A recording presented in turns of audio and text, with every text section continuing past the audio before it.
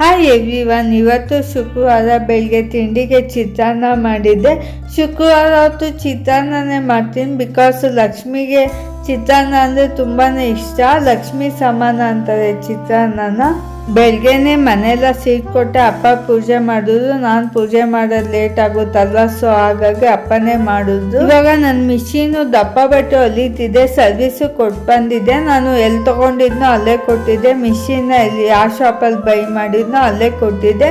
ಇವಾಗ ಚೆನ್ನಾಗಿ ಸ್ಟಿಚ್ ಆಗ್ತಿದೆ, ಅದಕ್ಕೆ ಏನಾದರೂ ಸ್ಟಿಚ್ ಮಾಡಬೇಕು ಅನಿಸ್ತಾನೆ ಇರುತ್ತೆ. ಇದೊಂದು ಸ್ವಲ್ಪ ಬಟ್ಟೆ ಮಿಕ್ಕಿತ್ತು, ಹಾಗಾಗಿ ಹ್ಯಾಂಡ್ ಬ್ಯಾಗ್ ಥರ ಸ್ಟಿಚ್ ಮಾಡೋಣ ಅಂದ್ಕೊಂಡು ಮಾಡಿದೆ.